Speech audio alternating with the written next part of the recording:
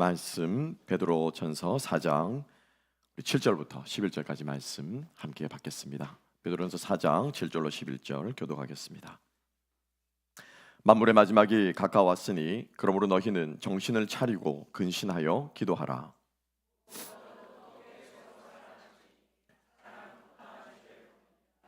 서로 대접하기를 원망 없이 하고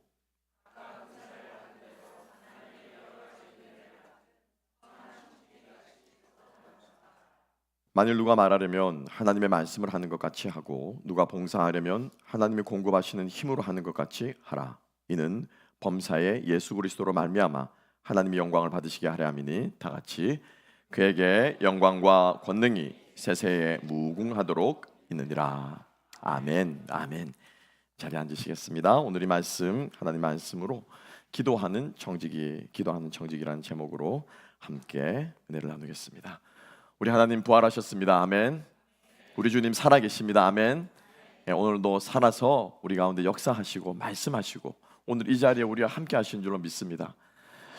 주중에 요즘 참 많은 생각들을 합니다. 많은 생각들을 하고 많이 묵상하는데 이번 주는 참 영혼이 있냐 없냐, 신이 과연 있냐 없냐 라는 논쟁을 하는 그런 것들을 접할 기회가 많았습니다. 희한하게 그게 유튜브가 저를 알아보는 것 같아요. 그래서 자꾸 알고리즘이 뜨는데 참 제 마음속에 감동이 있었던 것은 무신론자인 과학자와 그리고 고대 역사, 이집트, 이스라엘보다 훨씬 더 역사가 오래된 고대 역사학을 공부하는 고고학자와 그리고 신학교 교수와 그리고 평신도 이 네 명이 앉아서 패널 토의를 했습니다. 신이 있느냐 없느냐 막 자기 나름대로 얘기를 해요.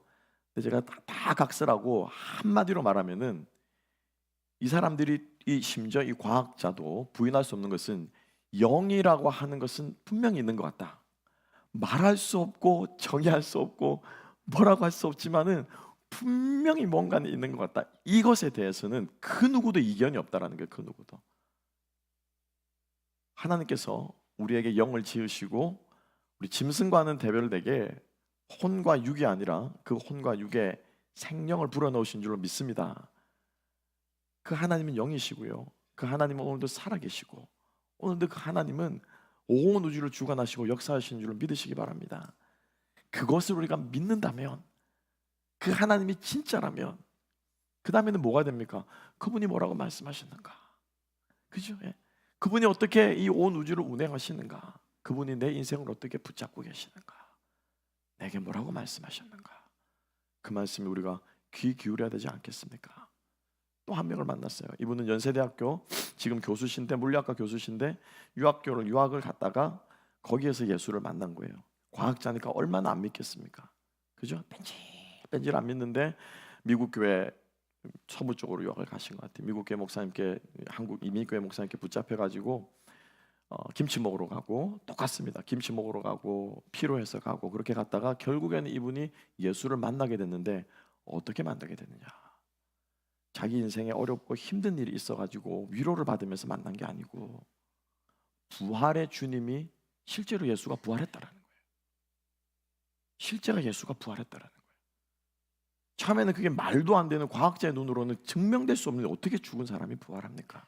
그런데 여러 기록들을 자기가 보고 쭉 얘기를 하면서 내린 결론은 부활은 온 이 인류 가운데 단 한 번 일어난 사건이고, 그죠?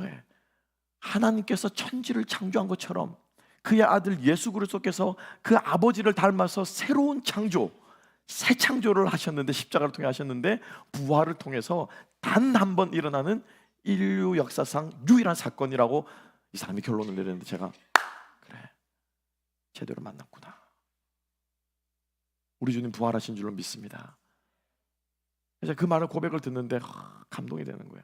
그런데 또 찬양하는데 또 찬양이 또 이제 주 예수 부활하신 주님, 하늘 영광 떨고 이 땅에 오시고 부활하신 주님을 찬양하고, 또 마지막에 리빙 호프라는 찬양을 하면서 부활하신 주님을 찬양하는데 제가 마음이 약간 견딜 수가 없는 거예요.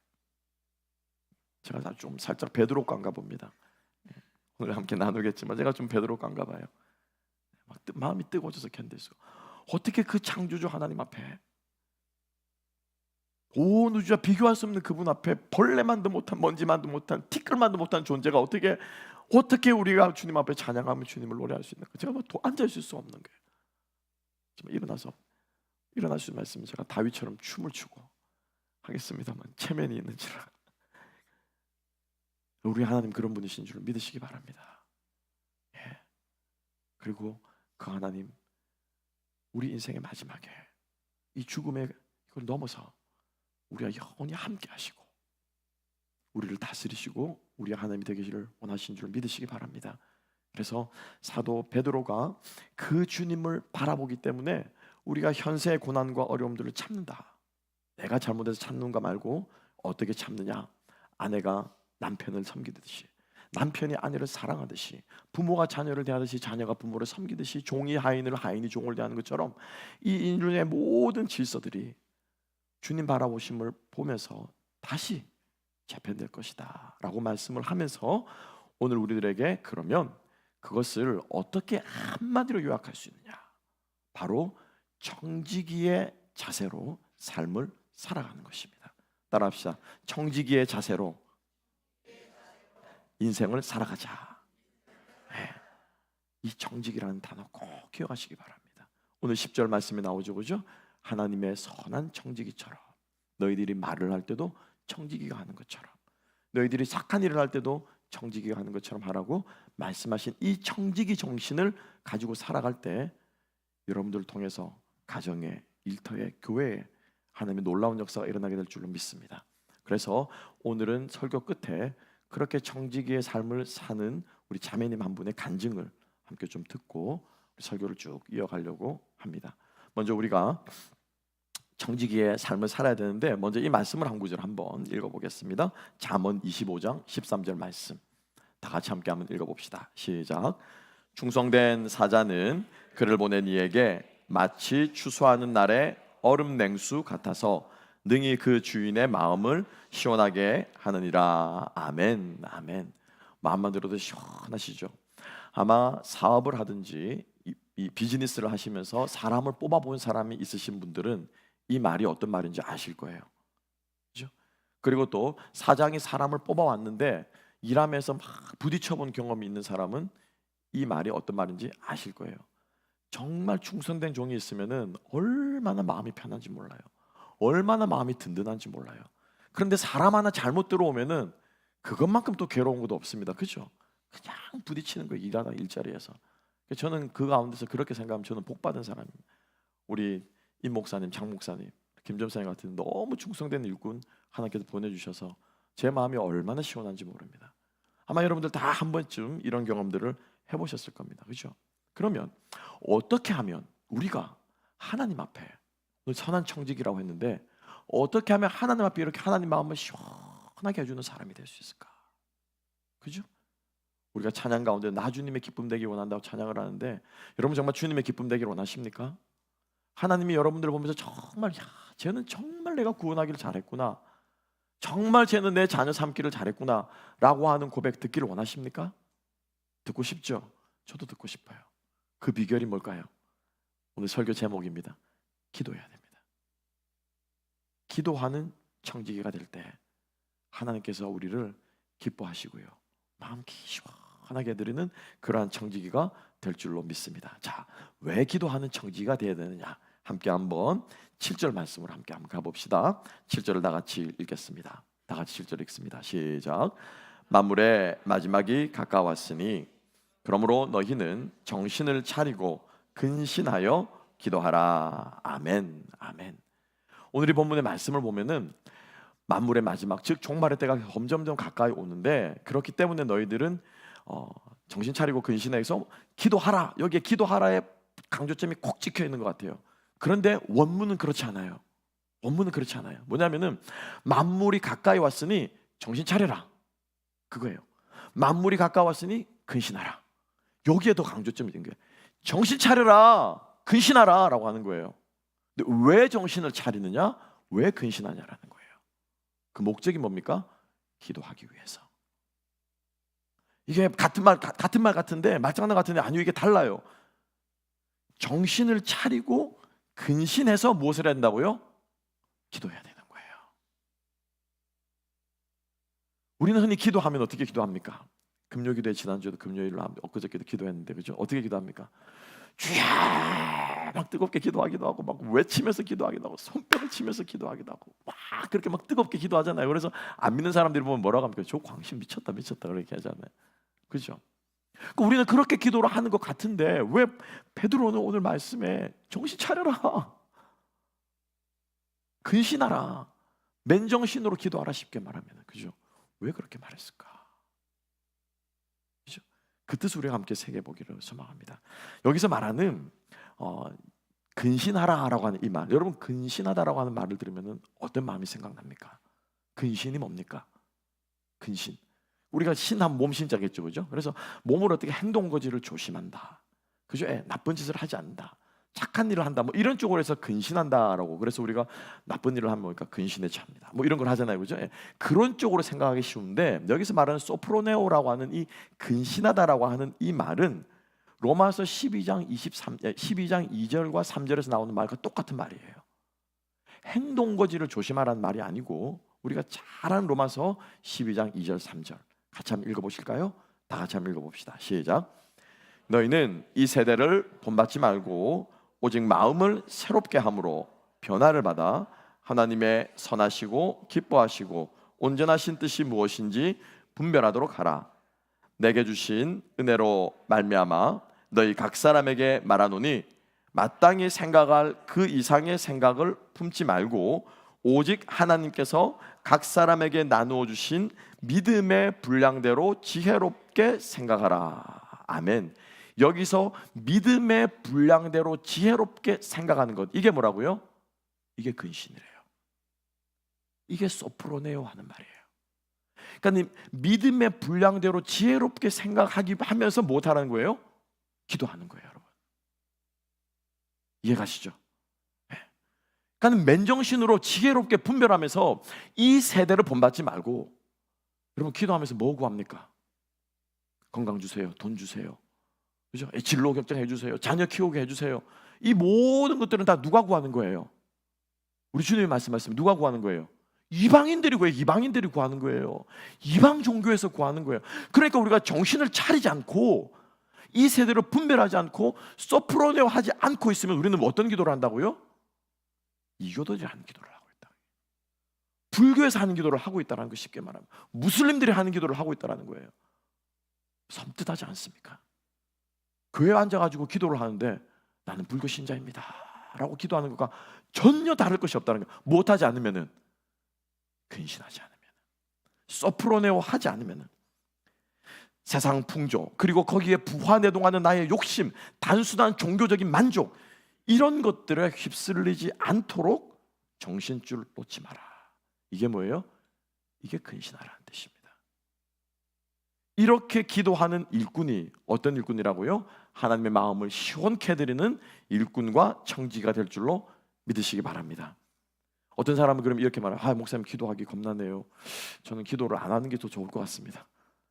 이 말은 무슨 말이냐면 하나님을 시험하지 않겠다는 것과 똑같아요.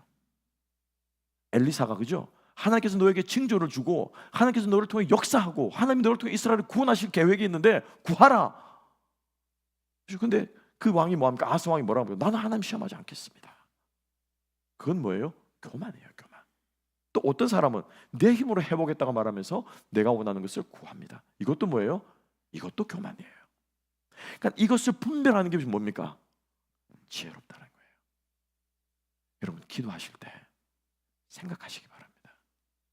아니, 이 생각을 넘어서서 하나님께서 여러분들의 영을 지배하시고 하나님께서 여러분들의 정신을 지배하시고 하나님께서 여러분들의 입술을 주관하셔서 성령께서 하시게 하는 기도를 할 수 있는 저와 여러분 될 수 있기를 주님의 이름으로 축복합니다. 나중에 간증하는 그 자매가 그 고백을 하더라고요. 기도를 하는데 생각지도 못한 마음을 하나님께서 주신다는 거예요. 이런 기도를 사모하며 나아가는 주님의 일꾼들 되시기를 주님의 이름으로 축복합니다. 두 번째는 뭐라고 말합니까? 정신 차리라.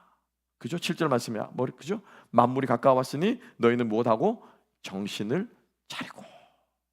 여기서 말하는 네페오라고 하는 이 네페오라고 하는 이 말의 뜻은, 이것도 우리가 요즘 하는 거 조금 달라요. 뭐냐면은 정신 차리라고 하는 이 말은 뭐냐면은 정신적인 열정의 상태에서 벗어나서 자중하는 자세래요. 어렵습니까? 뭐냐면은 주야라고 말해서 열심히 기도하는데, 주야 하는 건 아주 좋아요. 막 뜨겁게 기도하는 건 좋아요. 근데 자기가 지금 왜 외치는지를 모르고, 자기가 무엇을 위해서 뜨겁게 기도하는 줄 모르고 막 소리만 지르고 기도하는 거예요. 이건 뭐예요? 여기서 벗어나라는 거예요. 내페워하지 말라는 거예요. 내페워한다는 것이 이렇게 기도하는 것이 아니라는 거예요. 정신적인 열정의 상태에서 벗어나서 자중, 셀프 컨트롤. 사실 셀프 컨트롤 말도 좀 이상해요, 그죠? 근데 영어로는 그렇게 번역이 되어 있어요, 사전에는. 근데 셀프 컨트롤이 아니라 뭐예요? 스피릿 컨트롤 저는 말씀하고 싶어요. 성령이 주관하고 성령이 주장하시는 마음으로 우리가 무엇 한다고요? 기도하는, 이게 뭐예요? 이게 정신 차리는 거예요. 데살로니가 전서 5장 6절과 8절 말씀 함께 한번 읽어보시겠습니다. 데살로니가 전서 5장 6절에서 8절 다 같이 한번 읽어보시겠습니다. 시작. 그러므로 우리는 다른 이들과 같이 자지 말고 오직 깨어 정신을 차릴지라. 자는 자들은 밤에 자고 취하는 자는 밤에 하취하라. 우리는 낮에 속하였으니 정신을 차리고 믿음과 사랑에 호심경을 붙이고 구원의 소망의 투구를 쓰자. 아멘. 여기서 6절 말씀에서 뭐라고 말합니까? 정신을 차릴지라. 8절에서 뭐라고 말합니까? 정신 차려라. 이게 뭐예요? Therefore 하나요. Therefore. 그러니까 기도할 때 어떻게 기도한다고요? 어떻게 기도한다고요? 정신 차리고 기도한대. 정신 차리고. 정신 차리고. 기도하다 보면 하나님께서 우리들에게요 생각을 주시고요. 기도하다 보면 하나님께서 우리를 보게 하시고, 기도하다 보면 세상 것들이 얼마나 헛된 것인지를 깨닫게 하시고, 기도하다 보면 천국의 소망을 품게 하시고, 기도하다 보면 내 이 환경이 종이 호랑이에 지나지 않는다는 것을 알게 하시고, 기도하다 보면 이 죽음 너머에 우리가 부활의 주님이 우리를 기다리고 계신다는 것을 보게 하시고, 기도하면 이 온갖 것들을 하나님께서 우리에게 주시는데, 이것은 우리가 정신 차리고 깨어서 근신하여 기도하는 자들에게 하나님께서 주시는 생각과 깨달음인 줄로 믿습니다. 그러니까 우리가 이렇게 기도해야 한다는 거예요.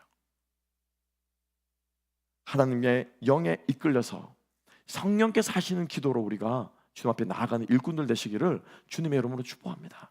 왜 일꾼이 기도하면서 깨달아야 됩니까? 주님의 뜻을 알아야 돼요. 그죠? 하나님의 뜻을 알아야죠. 일꾼이 주인이 뭐라고 하면은 그 주인이 원하는 것을 하는 게 그게 일꾼이라. 그죠? 달란트 비유에서 정말 정확하게 우리들에게 예수님이 말씀하셨습니다. 1달란트, 3달란트, 5달란트. 1달란트 반긴 종의 문제가 뭐였습니까? 이 종이 게을러서였습니까? 이 종이 능력이 없었습니까? 문제가 뭐였죠? 이 종이 주인의 뜻을 잘못 알은 거예요. 주인이 어떤 사람인지를 몰랐던 거예요. 그래가지고 그 1달란트를 어떻게 해요? 땅속에 묻어둔 거라. 그러니까 종의 가장 첫 번째 뜻은 뭡니까? 주인의 뜻을 쉽게 말하면 오늘날 표현은 말기분명하게 알아듣고, 그죠? 그 시키는 것 제대로 하는 것, 이게 청직이 아니겠어요? 주인이 A라고 말하면은 A를 해야 되는데 A라고 말하는데 지 혼자 뭐합니까? A-를 하고 있는 거야. 그죠? 주인이 B를 하라고 말하고 있는데 B가 아닐 거야. 그럼 지 혼자 계산해가지고 C를 하고 있는 거야. 이러면 복장 터집니다. 청지기가 기도해야 되는 뜻이 무엇이냐? 목적이 뭐냐면은 주님의 뜻을 정확하게 깨닫고 분별하기 위해서. 여러분, 주님의 이름으로 축복합니다. 우리의 기도가 그런 기도가 될 수 있기를 주님의 이름으로 축복합니다. 그렇게 깊이 내려가서요, 주님의 뜻을 깨닫고 주님의 그 뜻에 감격하고 주님의 그 크신 마음을 알게 되면은 여러분, 벅차지 않을 수가 없어요. 터져 오르지 않을 수가 없어요. 이거는 그냥 종교적인 열정하고는 차원이 다른 거예요. 이따가 함께 설명하기 나누겠습니다만, 자, 그래서 베드로는 정신 차려라, 그죠? 성도들아 정신을 차려라, 성도들아 근신하라. 종교적인 열정에 거기 휘말리지 말고 세상 풍조에 휘말리지 말고 정확하게 정신 차리고 분별해서 하나님 아버지의 뜻을 분별하는 기도를 하라. 여러분, 그런데 여러분, 이 말은요 베드로하고는 정말 안 맞는 말인 것 같아요. 그렇습니까? 안 그렇습니까? 베드로하고는 정말 상관없는 말입니다. 여러분, 베드로가 어떤 사람이었습니까? 베드로가 냉철하게, 그죠? 베드로가 이성적으로, 지성적으로 딱 판단해가지고 흥분하지 않고, 여러분, 베드로가 이런 사람이었습니까? 베드로는 어떤 사람이었습니까? 열정에 넘치는 사람이었어요. 그죠? 열정으로 치자면 예수님 머리 꼭대기에 앉은 사람이 베드로였습니다. 여러분, 크루즈 여행을 하다가 막 석양이 막 너무 황홀한 거야. 내 인생에 이런 풍경은 처음 봐. 너무 황홀해가지고 바다에 뛰어든 사람 있습니까? 없습니까? 석양이 아무리 아름다워도 그 바다 위에 주님의 모습이 이렇게 막 구름처럼 예수님의 얼굴이 보인다 쫙 하면서 열정이 넘쳐가지고 바다에 뛰어들 사람은 아무도 없다는 거죠. 베드로는요? 베드로는 어땠습니까? 뛰어들었다니까요. 갈릴리 호수에 주님을 보고 몸을 던진 사람이에요. 그죠?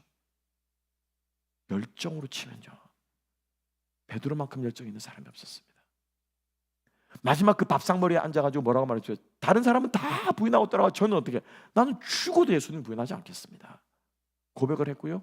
군인들이 잡으러 왔을 때 베드로의 춤에 칼이 있었습니다. 창과 검을 두고 몽치를 들고 온 그 군인들을 대상으로 어떻게 해요? 그 칼을 뼈 뽑아서 휘둘렀던 사람이에요. 여러분, 경찰 앞에서 총 잘못 뽑으면 어떻게 됩니까? 어떻게 돼요? 바로 죽습니다. 바로 죽어요. 얼마 전에 그 사고 있었잖아요. 그 여자가 경찰이 그냥 집에 들어왔다가, 그죠? 예, 소리 듣고 들어왔다. 근데 여자가, 그래, 내 커피 한 잔 끓여줄게. 커피 끓인 물을 들고 탔다고 이거 했다고 총 맞아 죽은 거예요. 여자가. 왜? 이 뜨거운 물을 경찰한테 끼얹을까봐 이 경찰이 겁이 나가지고 총을 쏴주겠다라는 거예요. 아, 그 사건 모르십니까? 저만 아는 겁니까? 베드로가 칼을 뽑아서 군인 앞에 뭐 하겠다고요? 주님 지키겠다고요. 그죠? 싸우겠다고. 이런 사람이 베드로였어요. 그죠? 열정에 그런 열정이 넘치지 않는 사람이 베드로였습니다. 그의 성경을 볼 때 참 베드로답지 않은 말처럼 들릴 수 있을 것 같습니다. 그런데 여러분, 베드로가 하나를 깨달았어요. 뭘 깨달았습니까? 열정만으로 되지 않는다. 이걸 베드로가 깨달은 거예요. 내 불타는 열정만으로 되지 않는다. 밥상머리에 앉아가지고 주님을 떠나도 절대로 주님을 떠나지 않겠습니다 라고 말했던 그 밤에 자기 입으로, 그죠? 뭐라고 말합니까? 예수님을 저주하고 모르는 자로 부인하고 외면했던 사람이에요. 죽는 자리에까지 따라가겠습니다라고 그랬던 그가 주님께서 잡히시는 그날 밤에 제일 먼저 나는 무엇하러 고향으로 고기 잡으러 가겠다. 제일 먼저 앞장서가지고 갈릴리로 내려간 인간이 베드로였어요. 베드로는 깨달았습니다. 열정만으로 되지 않는구나 라고 하는 것을 깨달았던 것입니다. 그의 열정은 뜨거웠던 만큼 무서운 속도로 식었고요. 그리고 그의 열정으로 그가 한 일은 아무것도 없습니다. 그러니까 베드로가 이것을 깨닫고 나니까 뜨거운 열정으로 기도하는 것이 아니라 소리 지르면서 기도하는 것이 아니라 무엇으로요?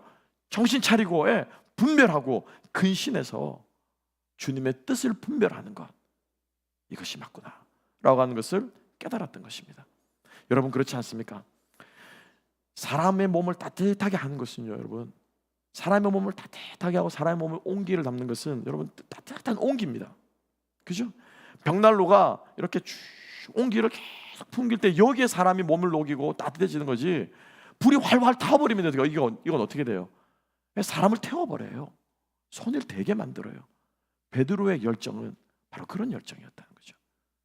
손을 되게 만들고 주변의 사람들을 태우고 하는 그런 뜨거움일지도 몰라도 사람을 변화시키는 진정한 온기는 베드로에게 없었던 것이에요.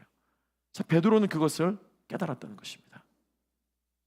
여러분, 우리 주님의 청지기들에게는 열정이 있어야 됩니다.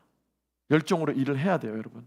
그런데 그 열정 위에 무엇이 있어야 됩니까? 지혜와 절제와 성령 충만이 부어져야 할 줄로 믿으시기 바랍니다. 성령 충만이라고 해서 우리가 막 뜨겁게 하는 이게 성령 충만이 아니요. 성령 충만은 그 뜨거움이 나오는 그 밑에 그 동기인데 뭐예요? 감동하는 거예요, 여러분. 감격하는 거예요. 그래서 내 안이 충만하게 감격해서 터져 나오는 그 뭐예요? 그 뜨거움이, 그게 성령 충만한 모습인 줄로 믿으시기 바랍니다.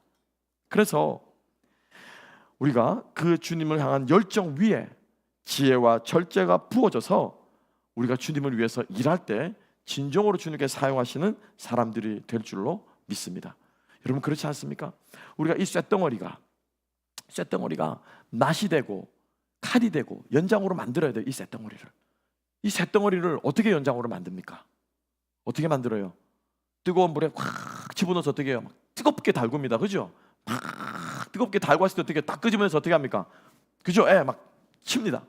치면은 여기에 붙어있는 불순물들이 다 떨어져 나가기 시작해요. 그 다음에 어떻게 합니까?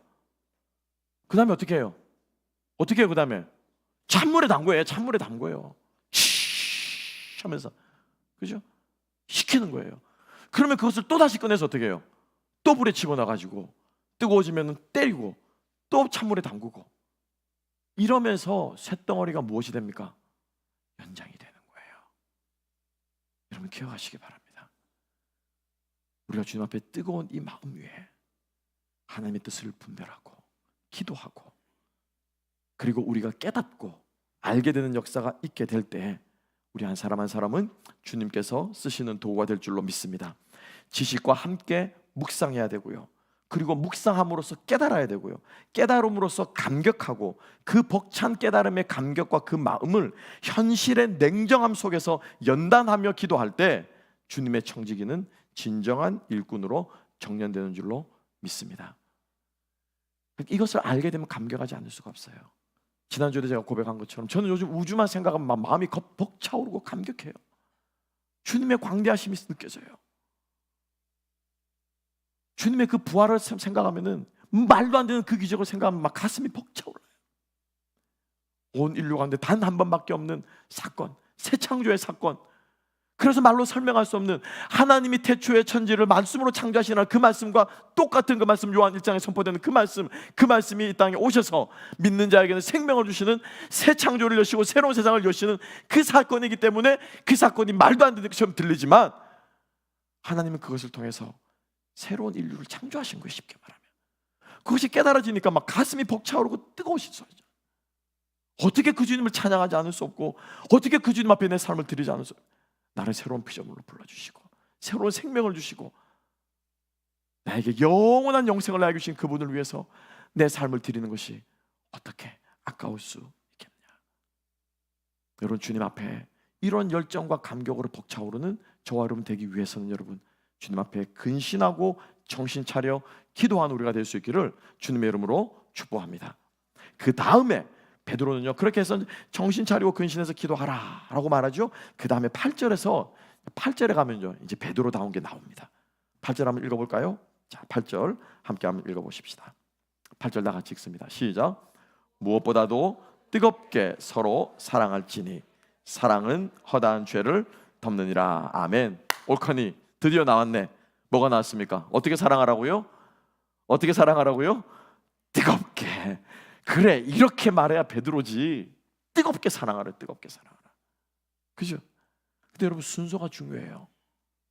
아까 말씀드린 것처럼 기도하면 어떻게 됩니까? 뜨거워지는 거예요. 기도하고 감격하고 깨닫고 묵상하고 내 안에 내면화되고 충만하면 어떻게 됩니까? 뜨거워질 수밖에 없는 거예요. 그죠? 그래서 두 번째는 보면은 베드로의 트레이드 마크였던 열정이 사실 이 사랑한다라는 말씀에서 나오고 있는 것을 볼 수 있는데요. 여기서 이 뜨겁게라고 하는 이 말도 사실은 이 말이 에크테네스라고 하는 이 말인데, 여러분 뜨겁게 사랑하라고 하면 여러분 어떤 마음이 생각납니까? 아마 다들 연애하실 때 생각이 나실 거예요. 그죠?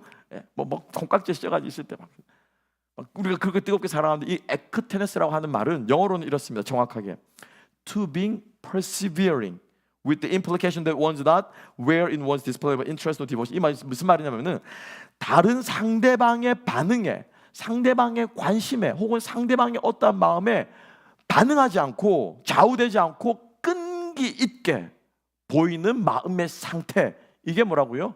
이게 에크테네스래요. 이게 뭐래요? 이게 뜨겁게래요. 상대방이 나에게 어떤 마음을 보이든지 간에, 그죠? 사랑하는 마음을 내보내는 거예요. 이게 뜨거운 거래요. 이게 뜨거운 거래요. 그런데 여러분 가만히 이 말씀도 생각해 보면은 그 말씀이 맞아요. 그렇죠? 연애할 때는 어떻습니까? 상대방이 어떤 모습을 하고 어떤 모습을 하고 나도 어떻게 해요? 이뻐 보이잖아요. 아닙니까? 저만 그랬습니까? 그죠? 상대방이 어떠한 모습에 관계없이 어떻게 해요? 끊임없이 이것을 보여주시는 이게 뜨거운 사랑입니다. 이것이 그리스도인이 하는 사랑이 되어야 할 줄로 믿습니다. 정확한 정신으로 이 시대를 분별하고 내 안에 있는 죄성을 분별하고 기도하는 사람은 기도 가운데 성령의 감동으로 하나님과 소통하고 하나님의 뜻을 온전한 마음으로 깨닫게 됩니다. 그런 사람은 자신의 기도 응답에 대한 확신이 있기 때문에 베드로가 마치 물에 자신을 던진 것처럼 그 기도 응답에 어떻게 자기 자신을 던집니다. 환경과 상황과 상대방이 어떠하면 관계없이 사랑하라고 하셨기 때문에 그 말씀에 그 깨닫게 하시면 어떻게 자기 자신을 던지는 거예요. 그런데 던지면 어떤 역사가 일어납니까? 믿음의 역사가 일어납니다. 응답의 역사가 일어납니다. 여러분, 이렇게 기도하고 사랑하는 일꾼들이 되시기를 주님의 이름으로 축복합니다. 말씀을 묵상하면서 누가 이렇게 기도를 했을까? 어떤 기도가 이런 기도일까? 생각을 하는데 제 마음속에 한 분이 생각이 났어요. 누굴까요? 우리 주 예수 그리스도. 겟세마네에서 그분이 기도하셨을 때 여러분 어떻게 기도하셨습니까? 우리 주님이 겟세마네에서 어떻게 기도하셨습니까? 이 세상에 그분만큼 그렇게 뜨겁게 기도한 분 없습니다. 이 세상에 그분만큼 그렇게 열정적으로 기도한 분이 없습니다. 땀방울이 핏방울이 될 때까지 주님을 부르짖고 아버지를 부르짖고 그 앞에 무릎 꿇어 밤이 맞도록 이 앞에 뜨겁게 기도하셨다라는 거예요. 어떻게 이보다 더 뜨거울 수 있습니까? 저는 죽었다 깨나도 주님만큼 기도할 수 없습니다. 어떻게 땀이 핏방울이 되나? 진액이 돼서 빠지는 그 선홍빛, 그죠? 주황색 빛이 된다고 그러더라고요. 땀이 의학적으로. 어떻게 주님이 그렇게 하는 것처럼 기도할 수 있겠습니까? 그런데 그렇게 열정적으로 기도하신 그 주님의 기도하신 목적이 뭐냐는 거예요. 목적이 뭐였습니까? 내 거 달라고요? 십자가로 면하게 해달라고요? 아니요. 하나님 아버지의 뜻을 품고 아버지의 마음을 끌어안고 아버지의 뜻이 내 뜻이 되기 위해서 되게 기도한 거예요. 저는 그렇게 믿습니다. 기도하다가 주님이 겟세마네에서 기도하다가 이 인간들이 생각이 났을 거예요. 지금 저 졸고 있는 저 인간들 이제 조금 있으면 나를 배신하고 다 도망갈 텐데, 그리고 지금은 저벅저벅 주님 말씀을 이 그때가 온다라고 말씀하실 거예요. 지금 자기를 체포하러 오고 있는 그 군병들, 그 두려운 시간들, 자기랑 조롱할 인간들, 이 온 인류들을 주님께 생각하시면서 주님이 씨름하지 않았겠습니까? 그런데 저는 확신해요. 기도하다가 하나님 아버지께서 이렇게 사랑하는구나, 그렇죠? 이 인간들을 이렇게 사랑하는구나, 이 세상을 이렇게 사랑하는구나, 하나님이 세상을 이처럼 사랑하사 나를 이 땅에 보내셨구나, 기도를 하다가 이것을 깨달아 주셨을 거예요. 하나님 아버지 마음에 깨달으셨을 거예요. 그래서 어떻게 합니까? 아버지요, 내 뜻대로 마옵시고 아버지의 뜻대로. 우리 청지기들의 기도가 이런 기도가 되기를 주님의 이름으로 축복합니다. 여러분, 이렇게 기도할 때 8절 말씀 다시 한번 볼까요? 뒤에서 뭐라고 말하고 있습니까? 무엇보다 뜨겁게 사랑할지니 사랑은 못한다고요? 허다한 죄를 덮느니라. 아멘. 사랑은 허다한 죄를 덮느니라. 그래서 그 겟세마네의 기도가 우리의 죄를 어떻게 해요? 덮으신 거라. 덮으신 거라. 주님의 일꾼들의 삶에서는 이러한 역사가 일어나야 될 줄 믿습니다. 여러분, 이게 교회예요. 이게 말씀의 역사예요. 이게 일어나야 돼요. 여러분들의 삶 속에서, 여러분들의 직장에서, 여러분들이 속해 있는 공동체에서 이 역사가 일어나야 돼요. 이 역사가. 주님께서 이것을 위해서 우리를 일꾼으로 부르신 줄을 믿으시기 바랍니다. 헌금위원이요, 기도하는 대표 기도자요, 여러분들이 나가서 하는 봉사위원, 안내위원이요, 그 모든 것들을 하는 이유가 뭐냐면 도대체 왜 우리가 이런 것들을 하며 왜 우리가 이 시간에 모여 있으며 왜 목사님 여기서 설교를 하냐라는 거예요. 그죠? 이 역사를 이루기 위해서요.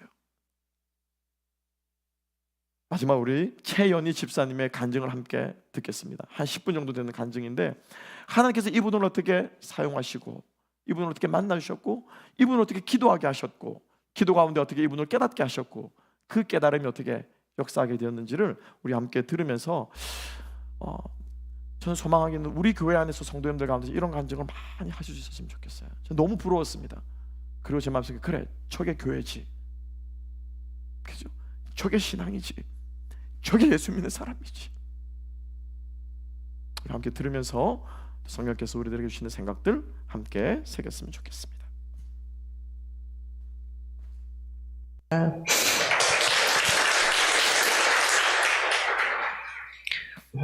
네, 저는 끊임없이 판단하는 자였습니다.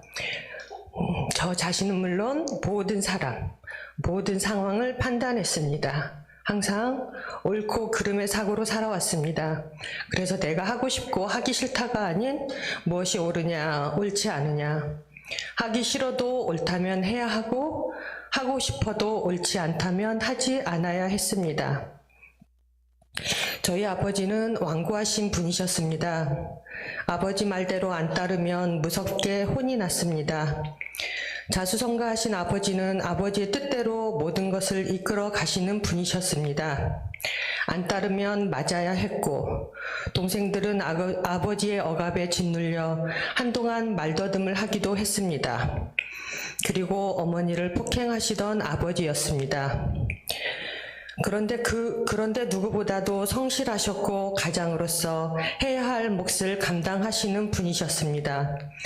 저는 옳고 그름, 아버지가 정해놓으신 이분법적 사고로 살아갔고 이것이 바른 삶이라고 생각했으며 저는 어느 누구보다 바르게 살아가고 있다고 생각했습니다. 제 삶에 융통성은 없었으며 완벽주의 성향과 항상 부족한 점에 초점이 맞추어진 삶을 살아갔습니다. 이러한 저는 알 수 없는 무기력이 주기적으로 찾아왔고 이 무기력은 저 자신은 물론 가장 가까운 가족, 남편과 딸을 힘들게 했습니다. 평상시에는 완벽주의에 사로잡혀 있다가 주기적으로 무기력이 찾아왔습니다.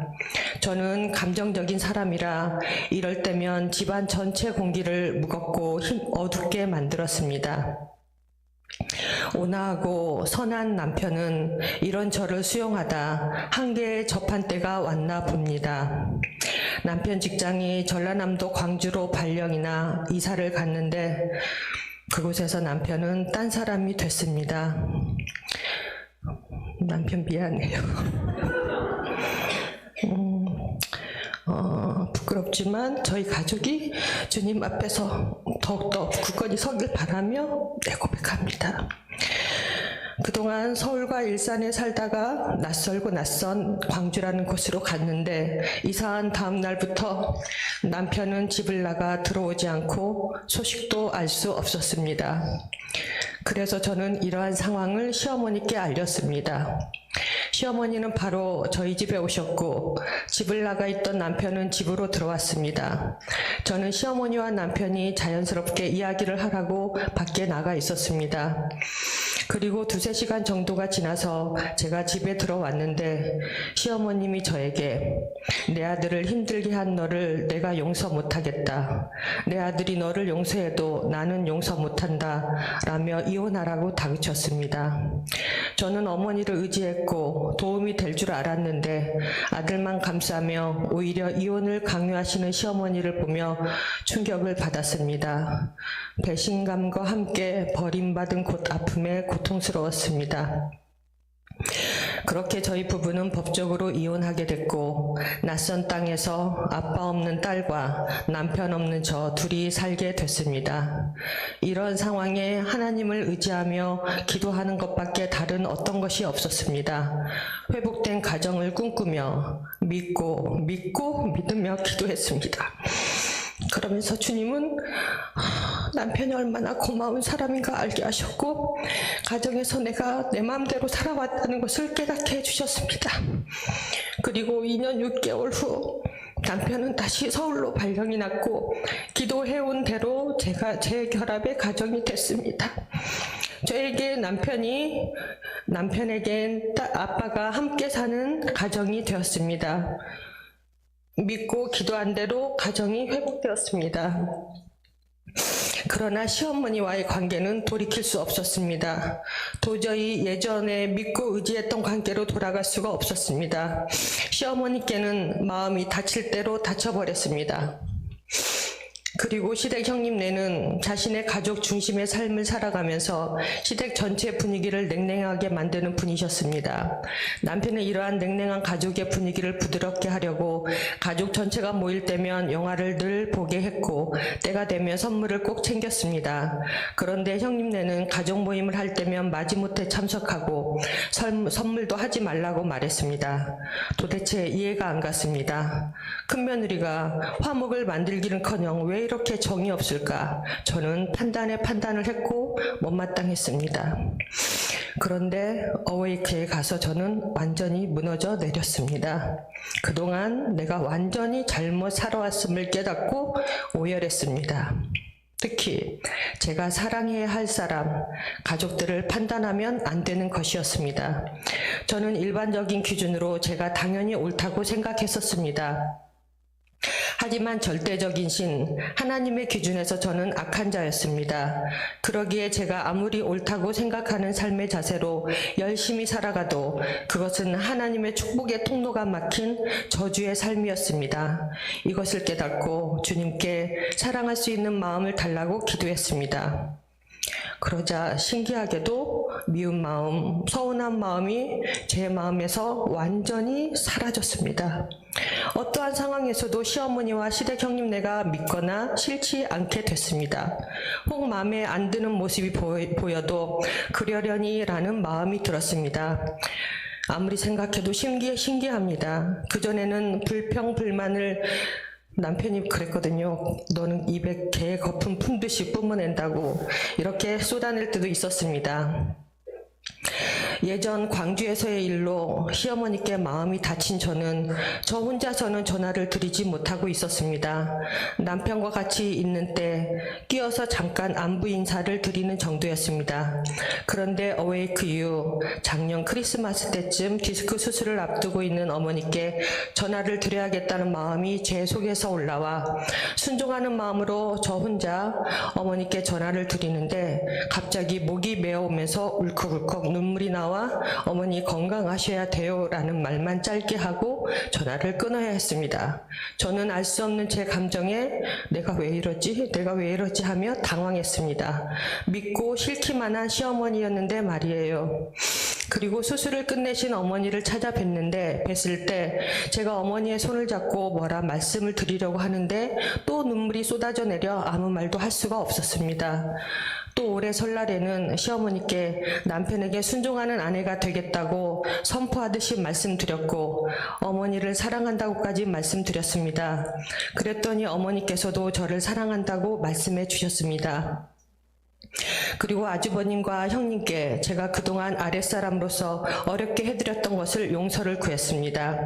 그랬더니 본래 형님이 개인적인 속 깊은 말들을 꺼내놓지 않으셨던 분인데 깊은 얘기들을 하시며 정겨운 대화를 하게 되었습니다. 할렐루야. 제 생각대로 살아갈 때는 안 됐던 것들이 하나님의 마음을 구하며 살려고 하니 관계들이 회복되었습니다. 저는 이제 모든 사람을 판단하는 복잡한 삶에서 주님께만 순종하는 단순한 삶을 살아가게 되었습니다. 단순한 삶이기에 머릿속도 시원하고 마음에는 평강이 자리 잡았습니다. 저는 판단하는 자가 아닌 주님의 은혜로 사랑하는 자가 되었습니다. 그리고 이제는 부족한 점에 초점을 맞추는 완벽주의자가 아닌 은혜를 구하는 자가 되었습니다.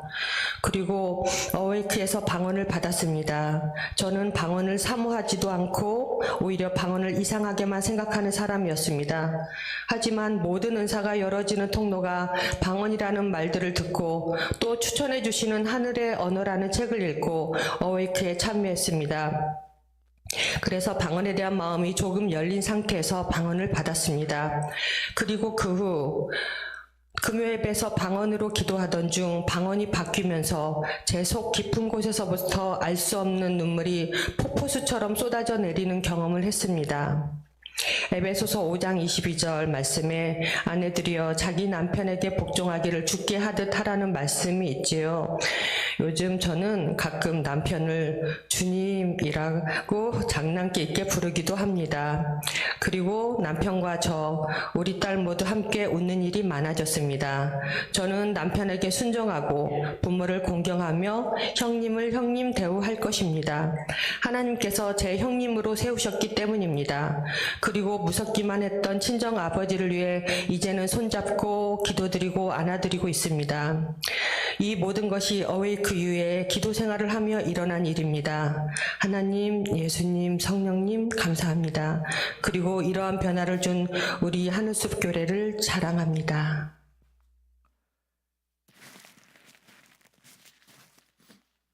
우리 박수하면 하나님께 박수의 영광의 박수를 한번 했으면 좋겠습니다.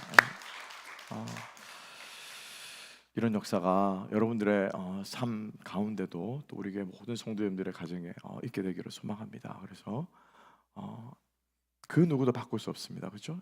이걸 심리학 치료를 받는다고 해서, 상담을 받는다고 해서, 책을 읽는다고 해서 바뀌지 않아요. 그런데 성령께서 하시면 변화되는 역사가 일어나는 줄로 믿습니다. 그래서 우리가 이런 능력을 사모하며 나아가는 교회가 되었으면 좋겠고요.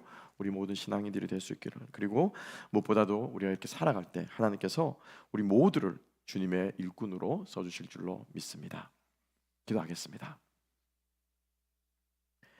하나님 아버지 감사합니다. 기도할 때 역사가 일어나고 정신 차려 근신하여 하나님 아버지의 마음을 사모하고 품으며 기도할 때 우리 안에 놀라운 뜨겁게 사랑하는 역사가 일어나게 될 줄로 믿습니다. 우리 안에 온갖 부족함과 연약함들을 덮을 수 있는 주님의 그 사랑을 이 시간 주님의 종들 된 우리 모두에게 부어주시기를 원하오니 주님, 오늘 이 말씀 붙잡고 또 오늘 하루 또 한 주간 주님 안에 승리하며 주님을 경험하며 살아가는 우리 모두가 되게 하여 주시옵소서. 감사하며 모든 말씀 예수님 이름으로 기도합나이다. 아멘.